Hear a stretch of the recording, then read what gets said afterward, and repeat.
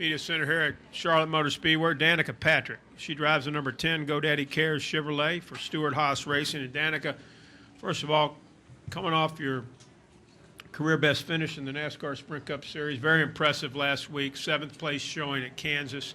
How does that momentum or that type of performance play for you as you get ready for 2 weeks here at Charlotte? We're just doing our best as a team to take the positives from Kansas, and I mean, sure, emotionally, but really setup-wise and things like that we think will translate and carry those on. And I think that's part of the good part about doing well is that it gives some confidence, but it also helps show what stuff works out there. And your car has to be right. You have to qualify well. You have to run strong. You have to make good calls. It all has to get put together. So, the car is just one part of it. And on another front, I know you guys got a new puppy this week. Maybe talk about how that's going. It was a pretty magical weekend. A good night on Saturday night, and then on Mother's Day picked up my dog. So, or our dog, I should say. Yeah, we've got a little girl, a miniature Siberian Husky. Her name is Dallas, so she's really cute. I'm itching my face because she licked it, and it itches. So I just came from seeing her. As I walked away, Ricky was holding her, and I'm like, see, babe, you have a little bit of a bad day, and you come back, and it's just a little better when you've got a dog to go play with and that'll lay with you. And she's been a lot of fun, but she definitely acts like baby. She wakes up all the time. She poops her pants, on the floor. She goes to the bathroom all the time. She's due for more shots next week, all that stuff. One thing about a dog, though, never has a bad day. No, they don't. Not Never if has a bad you day. show some love to them. So That's right. it's always good because in this cruel sport of racing, where very rarely do you are you on cloud nine, it's right. nice to come home to that. Absolutely. Okay, we'll take some questions. We'll start with Jenna, and then we'll go to Tom. Jenna Fryer, AP, this is just a statement before my question. Just on the local news the other day, they had a segment that unmarried couples should not get dogs together. Oh, great. Because when they break up, there's a big issue over, the whole dog. So, just FYI. Is there a question? Yeah, now I got a question. Hope we don't ever have to cross that bridge. How much confidence did you get, if any, from Kansas? Was that, something you knew you had in you and you could do, or was that something that you left there, like on cloud nine? Honestly, I really believe I can do that. I don't think that I would be where I am today without the confidence that I can. At this point in time, after where I've been and how I've run, it was a little bit of a surprise.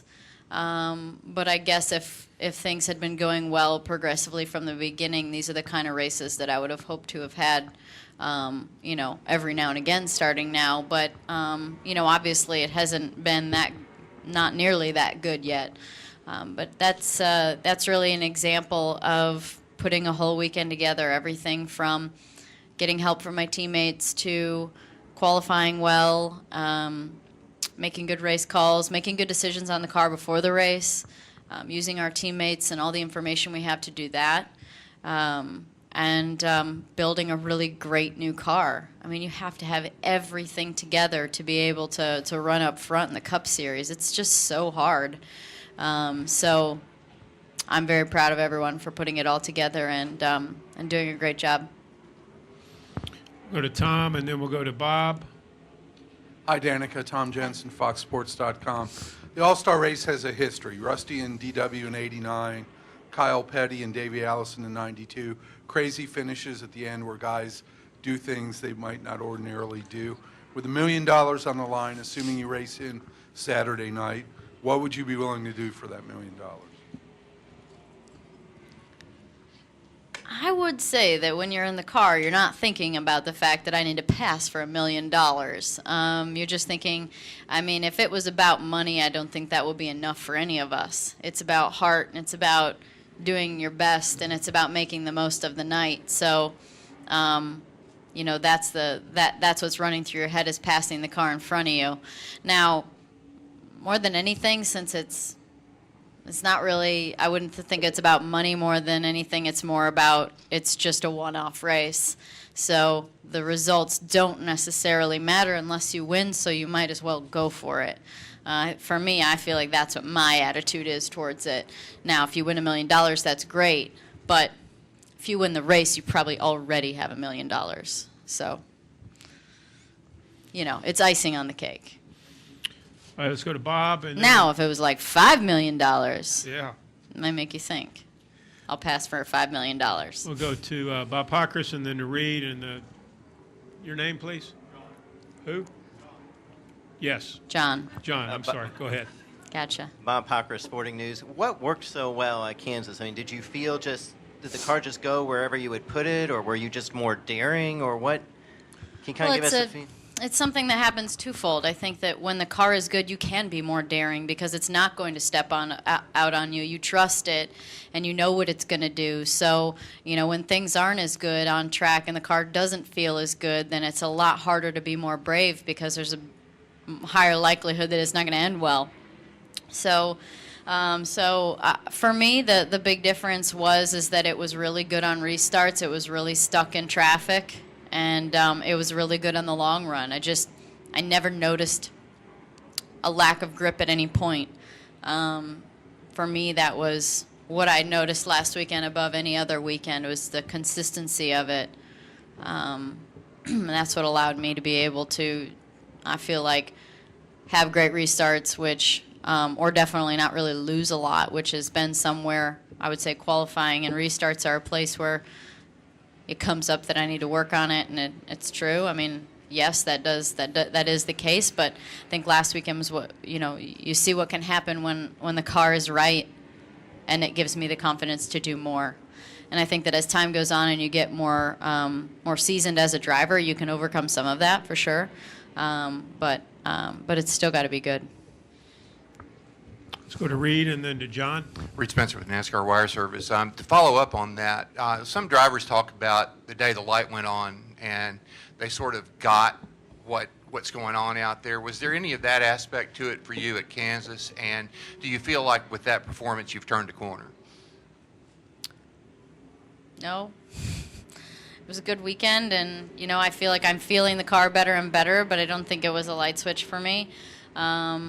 It was just a weekend that so many good things happened in the race, and, you know, we ran with such good cars and passed such good cars that I think that for me it gives me confidence for sure. Not that, like I said, I always believe I can do that, but then when you're head-to-head with guys like Jeff Gordon and Jimmy Johnson and Dale Jr., I mean, you know, when you're head-to-head with those guys, then it's a whole, you know, it's another story kind of on their own. So, you know, I think that if we keep doing what we're doing and keep our heads down and not get flustered, you know, not every single weekend's going to be like that. It's not like that every single weekend for anyone, but we'll have more of those for sure. John? Hi, Danica. John Householder, NASCAR Productions. In looking ahead to next week for the Coca-Cola 600, as a driver, how do you both mentally and physically prepare yourself for that race with it being so long? Oh, what's another 100 miles on top of 500? It really doesn't seem that long. I did it the last 2 years, right? I did it in 10 and 11 as well, yeah. And the last year seemed pretty quick. Now, mind you, I did get crashed. But the year before seemed, I mean, I don't think there's ever been, I mean, to me, the longest race of the year, which didn't happen this year, so a lot of it has to do with how you're doing, how the car is, what's happening on track. Are you, like, actually racing people throughout the race? I always felt like Darlington was the longest race in the whole world. It's like, felt like, 800 miles to me. But for some reason this year it went quick. So, I think that, I just think that it has to do with how your race is going. And, another 100 miles will just, if you're running well, it's going to help. And if you're not, then it's not. But other than that, it's just another long race, and we have a lot of them. Destin, right here. And then right here. Dustin Long, MRN.com. Danica, a couple things. The grip level here is much different. There's less grip here than at Kansas. Am I correct in that? So that for all the success with the grip level, the restarts, that there's the challenge resumes here this weekend because it's a different track. And secondly, Mark Martin's back. I can't remember the last time he's been at the track, but have you had much conversation and just having him back this weekend? Yeah, I mean, it's the grip level at Kansas is higher, but they also then give you a harder tire. So it's not as though they're worlds apart, but there is less grip here, and the track is rougher and seems to wear the tires out a little bit more. So so there's a little bit more of a difference from beginning to the end of the run. And yeah, Mark is back. I walked into the hauler this morning and saw him. I was like, there you are. He's been not feeling so great throughout the beginning of the year and was intended to be around every weekend and or most weekends to sort of help out and fast forward the learning curve and play a part as much as he could to help with that. So it's good to see him. And he's obviously great around here, so it's nice for him to come for this one. But it's nice to have one more driver on my side that has a ton of experience that can help me, and especially one that's not in the car that can see everything that's going on and hear it. Every little bit helps. I'm never mad when someone has a suggestion or something they think would help me. I'll always try it, and it's sometimes they're just nice little reminders every now and again about getting down to the line or trying high. I mean, you kind of get in such a rhythm of trying to make the most out of what you think is best that you need to step out. So sometimes it's even simple little reminders that are nice. We'll go right here, and then we'll end with Kenny. Hi, Danica. I'm Aaron Burns with National Speed Sport News right here. There you are. You've qualified in the top 10 in 3 of your last 6 knockout qualifying runs. I'm curious if you'd kind of give your thoughts on if you feel like knockout qualifying is something that is a little bit more suited to your strengths. And even though it's not going to be happening for today, I mean, do you think that the momentum from that can help you moving forward in qualifying? It's definitely better. I mean, that's obviously something that I needed to work on, but you still have to have a good car. And the first top 10 was at Martinsville, and we saw how that all ended, and I was absolutely terrible that day. So it's not everything, but it definitely helps. And I would actually venture to say that when knockout qualifying happens and we all get done with our first run, there's a heck of a lot more times that I've been in the top 15. Most of the time when I finally get things going in knockout qualifying, and then like last weekend, everybody starts to go out again and goes faster. So I don't know. Like I said at the beginning of the year, I think it all evens out in the end. There are times where you find speed and you make something happen and you get in, and there are times that you get in on a good time and then you go out and you go from being 11th overall after the first round and you go out and you're 24th and you're like, that sucked. So it's if it's more interesting for the fans, then that's the most important thing for our sport, because we're fan-driven so much. And we have to keep them entertained for sure and keep them watching and interested. And at the end of the day, it's just racing, and it's just driving, and driving as fast as you can. It's just more of it.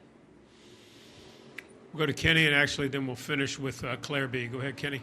Kenny Bruce with NASCAR.com. Danica, there's been a lot of talk about your finish at Kansas, everything from it was a one-shot deal, we don't expect it to happen again, to she's finally showing what some people expected her to show when she came to NASCAR. You talked about your confidence, but did that run change your expectations of your mile-and-a-half program or your racing program overall? Yeah, I don't necessarily know what the first part of that, why you even said it, but if you were just asking about does that give confidence to my mile-and-a-half program, I don't. So therefore, it's just about my expectations, not anybody else's. So I never think about those. Those aren't important to me. They don't affect me. They don't make me go any faster. And I just have to make sure I keep my confidence up, and they don't make me go any slower.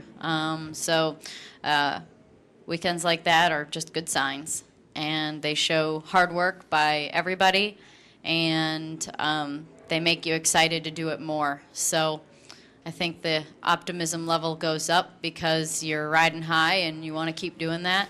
And I think that we have to keep our expectation levels in check just a little bit and make sure that we don't just go out there and expect to run in the top 5 or 10 every single time. Now we have to remember that there's a process to it, and that we skipped over top 15s and went right to top 10s, and shoot, we pretty much skipped over top 20s and many of those either. So, we have to keep improving and keep getting in the thick of the good drivers and, move up like that. And it definitely gives confidence, and it's definitely a good sign, and it's definitely good to have those races, and we just hope to have them more often. Final question, Claire B. Lang, over to your left. Claire B. Lang, Sirius XM NASCAR Radio. Austin Dillon already sort of conceded the fan vote to you, saying he thought Danica would probably win the fan vote or to give it to her. But I wonder if you feel like that gives a lot of confidence. And a lot of the racers, all of them, really want to race their way in, not be voted in. But your fans have a very strong fan base. Yeah, I was very fortunate to win the sprint fan vote last year.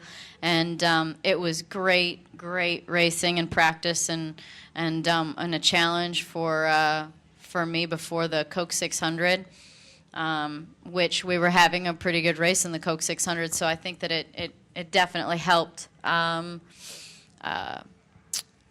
What can I say? I'm just really fortunate. My fans are awesome. There's so many of them that defend me and support me to the bitter end, and it's cool that they can play a part in my racing career, and that's what they do. I mean, for them to be able to use their voice or fingers to vote for me and give me more track time and help me be better, then that's playing a part. So I'm really fortunate for that, and hopefully that happens. If not, then not. But definitely, every driver wants to race their way in and not even have to think about the fan vote, and that's my plan tonight.